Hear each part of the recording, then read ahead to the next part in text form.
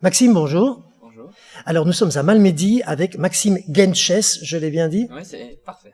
Voilà, un de nos grands espoirs olympiques pour Tokyo 2020, on l'espère. On y reviendra. Tu étais sélectionné pour Rio 2016. Pas de bol, tu n'y as pas été. On en parlera un petit peu parce que beaucoup de gens, je crois, ignorent en matière de gymnastique, puisque tu es notre espoir gym, en tout cas, pour 2020. Alors, gymnaste, qu'est-ce que c'est d'abord? Avant toute chose, pour que les gens comprennent, la gym aujourd'hui, en 2017, qu'est-ce que c'est au niveau masculin? En Belgique ou particulièrement? En gros, comment tu définirais la gym actuelle? Bon, je pense à un sportif comme un autre. Pour moi, c'est un très beau sport où il y a moyen de vraiment s'épanouir, etc. Donc, ouais, je sais pas comment définir exactement. Passion. Oui, ça c'est sûr que je pense que c'est pas pour l'argent ou pour le côté médiatique justement où on doit faire de la gymnastique. C'est vraiment une question de passion et bon, c'est aussi ce côté-là qui me plaît dans la gym. Tu viens de dire un mot intéressant, c'est médiatique. Est-ce que la gym est assez médiatisée? Ben, je pense que c'est de plus en plus, et puis ça dépend aussi du pays. Par exemple, au Japon, c'est un des Il y a sports une culture, nationaux. gym. Oui, voilà, donc je pense que ça dépend vraiment du pays d'où on vient. Mais en Belgique, ça se développe de plus en plus. En tout cas, j'ai l'impression. Moi, je suis quand même assez régulièrement contacté par des journalistes maintenant, et voilà, Il sourit quand tu dis ça. ouais, bien sûr, c'est toujours plaisant Mmh. et je pense que c'est une bonne chose. Je pense qu'on parle de plus en plus de la gym, de beaucoup d'autres sports et le sport se développe bien en Belgique, donc voilà, c'est positif. Tiens, puisque c'est dans l'actualité, on vient d'apprendre que Paris organiserait de toute façon les Jeux Olympiques en 2024 ou 2028. 2024, tu pourrais envisager d'essayer d'y être encore, donc dans 8 ans, Moi, je vis au jour le jour, donc voilà, mais pour ton âge, je veux dire. Oui, pour mon âge, je pense que c'est possible, mais il y a 2020 et puis après, il faut voir si je tiens physiquement, si j'ai toujours envie. Je pense que voilà, je veux pas me forcer à faire de la gym. Voilà, j'aurai peut-être d'autres projets d'ici là, donc voilà. Pour l'instant, je me vois pas faire autre chose que de la gym. Je suis tellement passionné que voilà, je suis vraiment heureux dans ce que je fais. Et si je peux l'être jusqu'à, ouais, j'espère, jusqu'à 2024, ben c'est que du positif. On parlait un tout petit peu ensemble avant de commencer l'enregistrement. Je rappelle que tu as accepté le principe donc de l'hôte de marque, que c'est 26 minutes, qu'on ne coupe pas quoi qu'il nous tombe sur la tête, sauf si c'est dangereux, mais autrement on ne coupe jamais la caméra. Mais on discutait donc un petit peu avant quand même, et tu m'expliquais que il y a très longtemps que tu sais que tu veux être gymnaste, tu faisais d'autres sports. Est-ce que tu peux un petit peu nous raconter ça? Bah ouais, en fait j'ai un grand frère et une grande sœur qui faisaient déjà de la gym et puis bon à 5 ans j'ai fait du baby gym donc vraiment un peu comme beaucoup de personnes je pense et voilà ça m'a direct plu, j'ai tout de suite enchaîné avec un peu plus d'heures etc mais en faisant d'autres sports en parallèle totalement du foot, du handball, j'ai essayé un peu le tennis, enfin j'ai touché beaucoup à beaucoup de sports mais toujours en combinant la gymnastique sur le côté et après bah, naturellement je me suis de plus en plus investi dans ce sport-ci et notamment dans cette salle-ci. Alors justement, on va expliquer à nos internautes aussi comment ça va se passer. Donc là, on enregistre ton hôte de marque et puis tu as eu la gentillesse de nous recevoir. On est un samedi, on est à Malmedy. Tu as 2 entraînements par jour. J'espère qu'on en parlera un petit peu, ce qui est énorme. Et donc tu as accepté de nous recevoir lors d'un entraînement. On te verra donc t'entraîner sur certains agrès. Ça fera l'objet d'une vidéo séparée. Mais donc voilà, sachez si vous regardez cet hôte de marque de Maxime, eh bien c'est que après vous pourrez voir Maxime dans ses œuvres. On n'est pas dans cette salle de gym pour ne pas te voir dans ta tenue noir jaune rouge, quand même nous faire un peu de gym. Justement, l'entraînement. Tu me disais que c'est 2 entraînements par jour, donc à peu près 6 heures par jour de ta vie consacrée à la gym. Ça paraît énorme aux gens vus de l'extérieur. C'est un quart de ta vie. Ouais. Sur 24 heures, je veux dire, c'est presque la moitié de ton temps éveillé. Il y a aussi dans la salle, mais il y a aussi tout ce qui est à côté, donc les soins, puis même côté nutrition, etc. Donc vraiment, ça fait partie de ma vie. La gym, c'est plus que le quart de ma vie, ça c'est sûr. Raconte-toi un peu une journée type de Maxime Genches. Ben voilà, je suis étudiant à l'université de Mons, donc voilà, j'essaye de garder un peu ce côté étudiant, de pas passer à côté de ma jeunesse non plus, mais c'est sûr que j'ai pas la même routine que personne lambda, je vais dire. Mhm. Et donc, je me réveille, je déjeune, voilà, je vais à l'entraînement, 3 heures, souvent le matin, et puis Vers quelle heure tu t'entraînes le matin? ça dépend un peu de mon horaire scolaire, parce que j'ai la chance que mon entraîneur soit vraiment très flexible, donc mais des fois je peux commencer à 7h30 ou des fois à 9h, ou ça dépend, ou à 10h, ça dépend vraiment de mon horaire scolaire. Et puis le soir, là j'ai une session de 16 à 19h souvent. Tu as une véritable double vie. Ta vie de jeune, Ouais. de 22 ans. 22 ans, donc ta vie d'étudiant, tu peux faire moins de fiesta que les autres étudiants alors finalement aussi, quand on y pense. Ouais, certainement moi, oui, mais j'essaye quand même d'en faire. Hein, mais voilà, c'est une question d'équilibre. Il faut savoir trouver les périodes où on peut un peu relâcher, où c'est plus possible, où il n'y a pas les compétitions, où voilà. Mais ça, c'est une question d'habitude. C'est aussi beaucoup de communication avec l'entraîneur, où là il dit ok, là tu peux un peu relâcher la pression, etc. C'est une question d'équilibre. Mais ça me pose vraiment aucun problème. Enfin moi, je suis tellement heureux dans une salle de gym que voilà, je suis aussi heureux de faire la fête avec mes amis, mais je veux dire, c'est pas une contrainte vraiment qui me pèse. Et l'université, elle te soutient? Elle aménage aussi certains horaires pour toi ou... J'ai la chance, j'ai un statut d'espoir de sportif de haut niveau. Donc voilà, j'ai la possibilité, par exemple, si j'ai une compétition, de décaler un examen, enfin de postposer la date, etc. Maintenant, je pourrais, elle me soutient, l'université, donc je pourrais bénéficier plus d'avantages, mais je le fais pas vraiment. Voilà, moi j'essaie plus de m'adapter en fait à l'université que le contraire. Ouais, voilà, c'est par ma nature, mais c'est vrai qu'il y a beaucoup de facilités pour les sportifs que j'utilise pas forcément, mais elles existent en tout cas. Alors, tu portes une certaine responsabilité sur les épaules. Je pense qu'à partir du moment où on porte la tenue noir, jaune, rouge, c'est sûrement valable pour les athlètes des autres pays, mais nous sommes en Belgique. Tu te rends compte d'abord, est-ce que tu te rends compte de cette responsabilité, et est-ce que tu dirais à un jeune qui pourrait peut-être se dire, hein, en t'entendant, oh là là, la moitié de ma vie consacrée à mon sport, etc., c'est une moitié de vie d'effort, je suis pas capable. Est-ce que tout le monde est capable quand on est gamin? Est-ce que tu les pousserais à le faire? Qu'est-ce que tu dirais à un jeune gamin ou à une jeune gamine pour suivre cette route, puisque tu es une sorte d'ambassadeur déjà de ton sport. Quand on est à ton niveau, on est aussi ça. Ouais, je pense. C'est vrai que, en tout cas, en gymnastique masculine, surtout du côté francophone, il n'y a pas encore eu vraiment. Enfin, il y a mon frère qui avait déjà entamé la route, etc. Mais je suis par exemple le premier sportif à avoir un contrat avec l'ADEPS, je pense, gymnaste, je veux dire.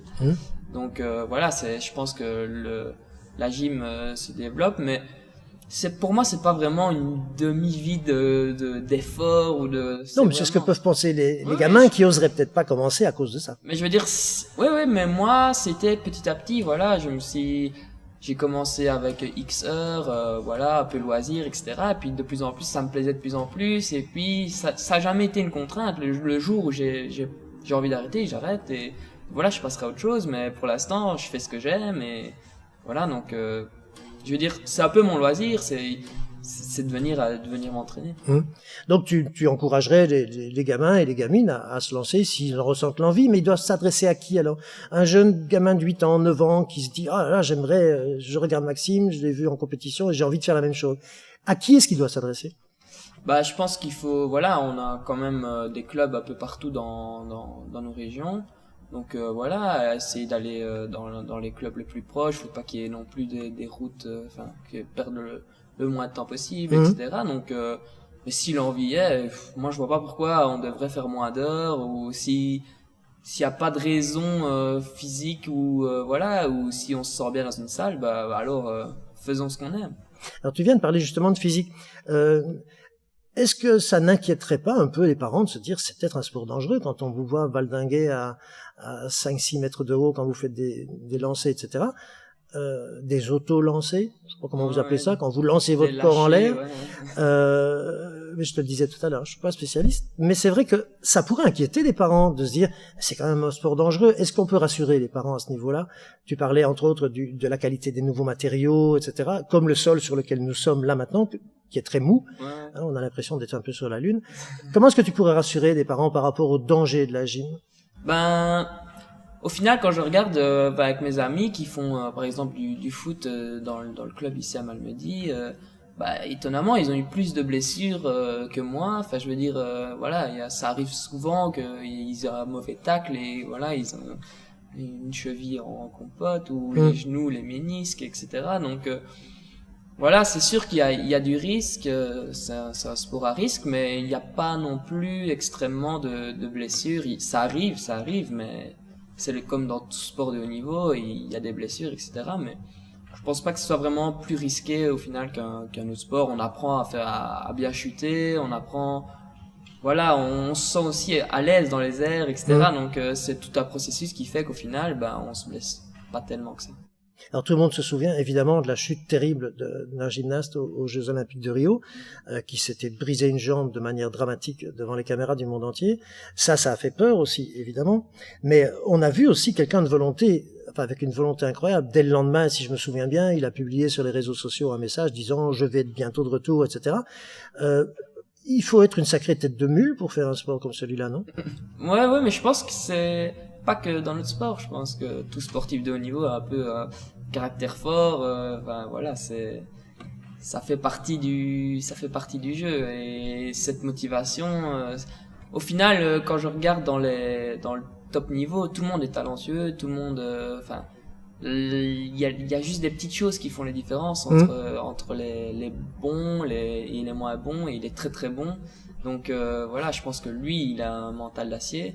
Pour dire le lendemain, enfin quand on a vu l'état de sa jambe, je pense qu'il y en a beaucoup qui se seraient posé des questions. Lui, le lendemain, et voilà, il était persuadé. Il a dit, si c'était pas à Rio, ce sera à Tokyo. Je serai là, à côté sera moi. Voilà, mais ça fait partie du mental du sportif, je pense. Outre le mental, est-ce que être bien entouré, c'est important? Et qui entoure un gymnaste de haut niveau comme toi? Je pense que c'est vraiment la priorité, c'est l'entourage, l'encadrement, etc. Moi, je suis vraiment soutenu à 100%, même plus par ma famille, etc. Ils sont vraiment derrière moi, sans me pousser. Hein. Ils m'ont jamais poussé, ils m'ont jamais dit fais plus de sport ou quoi que ce soit. Mais si c'est ce que t'aimes, enfin, vas-y, fonce. Nous, on te soutiendra. Et puis l'encadrement, il faut quand même. Nous, on a une structure professionnelle maintenant en gym, donc voilà, c'est hyper important. Parce qu'il y a être dans la salle, mais il y a tout le suivi médical, les kinés, la nutrition, enfin tous ces aspects-là qu'on se rend pas vraiment compte, mais qui sont extrêmement importants dans le sport de haut niveau. Revenons aux Jeux Olympiques, puisqu'on parlait de Rio. J'aurais voulu que tu expliques, comme ça les gens comprendront peut-être mieux, le système de sélection est assez étrange, puisque rappelons que tu as été à Rio, participé à l'événement préparatoire, tu as décroché ta place pour les Jeux de Rio, donc tu étais sélectionné pour Rio de Janeiro, et le système fédéral, je suppose, tu pourras nous en dire plus, a fait si j'ai bien compris ce que tu m'as expliqué, tu as gagné ta place, mais en fait tu l'as gagné pour le pays. Et tu t'es retrouvé à ce qu'on te donne pas ta propre place, et comme tu l'as gagné pour le pays, le pays l'a prise, si j'ai bien compris. Est-ce que c'est bien ça? Ben oui, en fait, on avait les 16 premiers pays du monde, donc nous on était arrivés à se qualifier là, donc c'était déjà une belle performance pour nous, pouvaient jouer leur place pour envoyer carrément une équipe. Mais là, il y en avait que 12 qui pouvaient y aller. Et donc, nous, on n'a pas réussi à être dans les 12. Et donc, c'était le meilleur résultat de l'équipe, toujours en individuel, qui décrochait une place. Donc, moi, j'ai fait le meilleur résultat à Rio, de l'équipe belge. Et donc, j'ai décroché ma place pour... j'ai décroché une place sélective pour la Belgique. Puis après, en interne, la fédération a décidé d'envoyer un autre gymnaste, donc un spécialiste aux anneaux. Voilà, donc oui, c'est vrai que c'est un peu frustrant d'avoir... Oui, j'allais te demander... J'ai été sélectionné, enfin j'ai fait les critères pour être sélectionné, et au final ne pas l'être. Bon. Tu as la fierté d'avoir été sélectionnable, en tout cas pour Rio. Ouais. Est-ce que tu disais que ça frustre? Je ne veux pas te demander si ça fâche, ça c'est tout à fait personnel dans ta petite tête à toi, mais est-ce que ça déçoit plus quand même que la satisfaction d'avoir décroché pour son pays une place quand la fédération dit bon écoute, c'est pas toi qui ira alors que c'est toi qui as ramené la place? C'est dur à avaler? Au début, c'était dur à avaler, et puis après, ben voilà, c'était les émotions. Enfin, au tout début, voilà, on a travaillé pendant quand même, enfin, on s'est quand même investi, etc. On se dit que on l'a fait, on a décroché, on a fait les critères qui sont quand même, enfin, les critères pour aller au jeu, donc c'est quand même pas, c'est pas rien. Donc voilà, il y avait ce rêve qui s'effondre d'un coup. Maintenant, après, je comprends le choix de la fédération aussi. Enfin, j'essaie de me mettre à leur place. Oui, je cherche pas de polémique du tout. Mais je veux dire, le gymnaste qui a été envoyé, il a aussi travaillé très dur et il a fait un beau résultat. Il a fait une finale, donc ça veut dire top 8 au jeu. Voilà, rien ne dit que je l'aurais fait. Donc, enfin, ils ont probablement fait le bon choix en envoyant cette personne-là. Tu es un garçon très modeste, hein, non? C'est dans ton caractère, ça? Ouais, je pense que c'est un peu dans dans mon éducation. Et ce gymnaste, tu as des rapports avec lui? Vous vous êtes reparlé depuis Rio? Vous avez échangé un peu sur cette expérience où tu aurais pu être à sa place? Oui, bien sûr. Et vous en voulez pas? Enfin, toi, tu lui en veux pas, je veux dire. De toute façon, lui, je pourrais jamais lui en vouloir. Enfin, c'est pas lui qui a fait un coup dans le dos ou quoi que ce soit. Je veux dire, lui, on lui a dit, eh ben voilà, tu y vas, il y va. Tu y vas. Moi, on me donne mon ticket pour aller au jeu. Je réfléchis pas non plus. Hein, j'y vais directement. C'est le rêve absolu pour un gymnaste? Pour un athlète, tu penses? C'est le rêve total? Les JO, c'est le sommet? Ouais, je pense. Dans l'esprit sportif? Par exemple, nous, le niveau au championnat du monde est peut-être parfois plus élevé parce qu'il y a plus de personnes qui peuvent y participer. Mais les JO, ça reste, enfin voilà, c'est le symbole des symboles. C'est l'événement je pense, enfin, c'est l'événement sportif que tout le monde rêve d'aller, quoi. Enfin, pour moi, c'est le summum de la compétition, quoi. Alors, pour conclure sur purement la gym, je suppose que, alors on va pas te mettre de pression. Je suppose que ton rêve ultime maintenant, c'est Tokyo 2020. Donc on va juste te demander de faire de ton mieux pour y être. Hein, voilà. Ça va, ça devrait aller. Ça, je pense que le peu que je te vois maintenant depuis 1 heure ou 2, je pense que là-dessus, on peut être convaincu. Donc, c'est tout ce qu'on te souhaite, en tout cas. Ça, c'est clair, on croise les doigts pour ça. Maintenant, qui est le jeune homme, Maxime Kenches? Quelles sont les passions que tu as dans la vie? Est-ce qu'il y a des causes que tu as envie de défendre? Est-ce qu'il y a des choses qui te passionnent? Est-ce qu'il y a une nourriture particulière que tu aimes? Est-ce que tu aimes avoir 36 filles qui te courent derrière? Est-ce que tu es plutôt timide? Enfin voilà, qui est Maxime, le jeune homme qu'est Maxime? Quelqu'un qui aime ce qu'il fait, je pense, dans la vie de tous les jours, qui aime profiter de la vie, enfin en général, voilà, qui assez ouvert. Je pense que je suis assez ouvert à beaucoup de choses. On me dit souvent, ça doit être embêtant de suivre un régime, etc. Ben moi, je l'ai un peu contourné, on va dire. Je me suis mis à la cuisine et voilà, j'aime beaucoup cuisiner, faire des bons repas qui. Ouais, c'est futé ça comme manière de contourner la chose. Ouais, voilà, d'être performant à l'entraînement et aussi de profiter d'un bon repas avec ma famille, avec des amis, etc. Donc voilà, je pense que c'est un peu ça.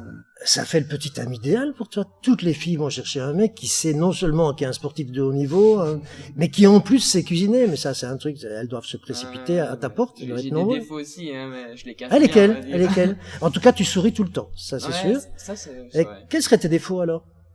Bah, je suis quand même têtu. J'ai quand même ouais, voilà, pas toujours un défaut, ça. J'ai mon caractère, donc. Ouais, non, j'ai des défauts, je sais peut-être pas comme ça. C'est difficile, ça, oui. C'est dur à dire, mais ouais, non, c'est sûr que je suis pas, voilà, je suis comme tout le monde, quoi. Hors sport, qu'est-ce qui te passionne?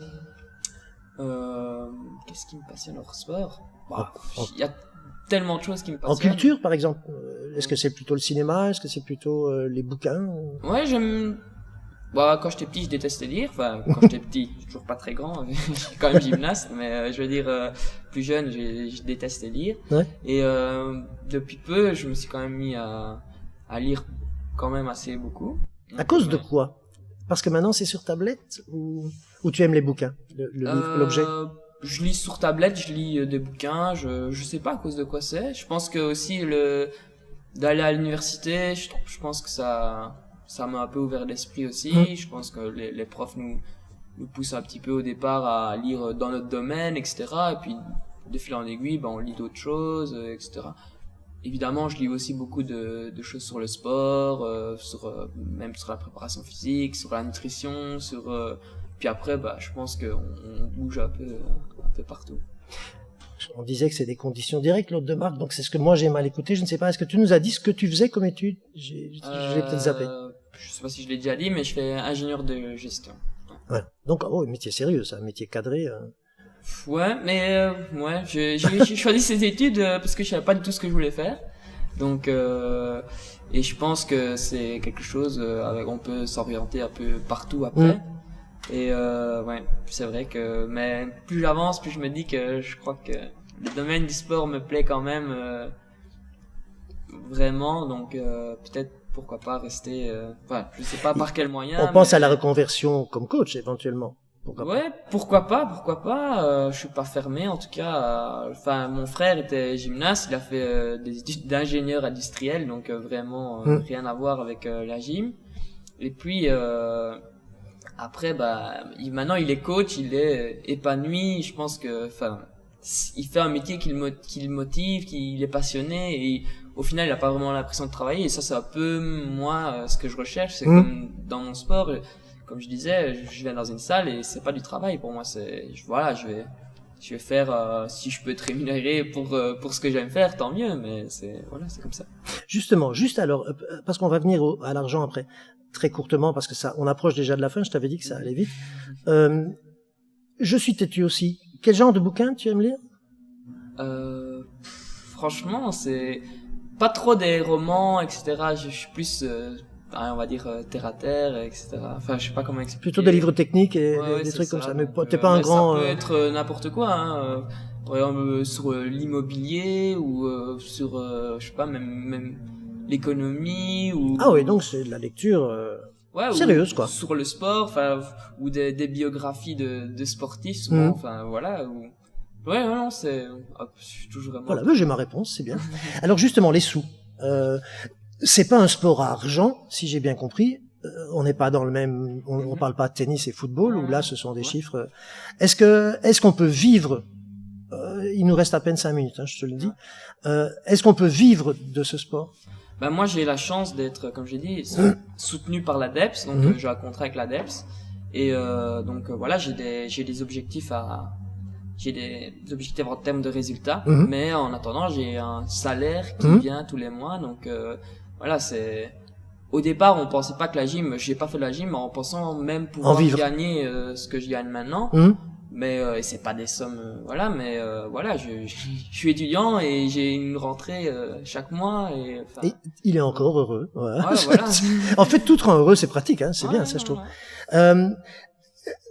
Vous n'êtes pas des rêveurs de fortune, en fait. Quand on entend parler des chiffres au niveau tennis, foot, etc., on a parfois l'impression, c'est pas une question de jugement, mais on a parfois l'impression que l'argent est tout de même très très important dans leur tête et que dans leurs contrats et les négociations, etc., les sommes d'argent sont quand même très importantes dans leurs décisions. Ça n'a pas l'air d'être le cas dans ton sport, je me trompe ou? Non, mais et puis même, souvent on me dit t'es pas déçu de faire de la gym quand tu vois les autres sportifs qui gagnent.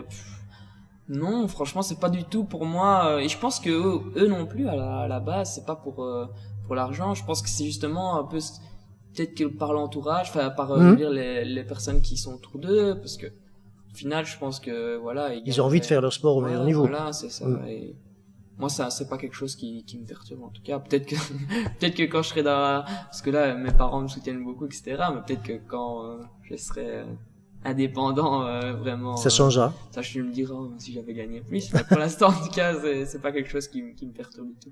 C'est pas un sport de dopage non plus. Tu me disais tout à l'heure. Vous êtes redescendu dans une catégorie, si j'ai bien compris, vous étiez avant dans la même catégorie que le cyclisme. Donc, c'était très contrôlé. Ouais. Vous êtes tombé un peu plus bas, mais tu me disais quand même que vous pouvez te contrôler n'importe quand, à la maison, à 7h du matin, boum. Avant Rio, donc, je devais remplir vraiment sur une application, sur mon téléphone, etc., où je logeais, où je m'entraînais vraiment quotidiennement et j'étais susceptible d'être contrôlé chaque jour. Et tu as eu des contrôles inopinés comme ça? J'ai eu, avant Rio, j'étais presque contrôlé une fois par mois pendant 1 an, vraiment. Donc c'était assez contraignant parce que voilà, il suffit que, j'avais une petite amie à ce moment-là, et j'ai logé chez elle, j'avais prévu de dormir chez moi. Et j'avais pas changé, donc voilà, ils étaient susceptibles de venir à 6h du matin chez moi et toquer, et voilà, j'étais pas là, donc j'étais presque considéré comme tricheur. Fugitif quasi, ouais. Alors, comme tu viens de de l'évoquer rapidement, on sait jamais, on va passer le message. Tu disais, j'avais une petite amie, elles peuvent t'envoyer un mail aujourd'hui, elles peuvent faire acte de candidature, t'es libre, cœur par apprendre ou J'ai dit cœur que j'étais quelqu'un d'ouvert, donc... Ah, voilà. cœur à prendre, voilà. Donc, mademoiselle, vous savez que cœur à prendre. Et on arrive déjà à la fin. Je t'avais dit, c'est vrai que c'est vraiment très rapide. On aurait bien continué une demi-heure, hein, franchement. Mais je vais clôturer avec la même tradition que toujours, comme avec John Domen, qui est le dernier qu'il a fait, notre meilleur joueur de hockey du monde. Comment est-ce que Maxime décrit Maxime en 3 mots? Donc, pas de phrase, tu choisis juste 3 mots qui, d'après toi, te décrivent bien. Passionné. Ouais. Têtu. Mhm. Et...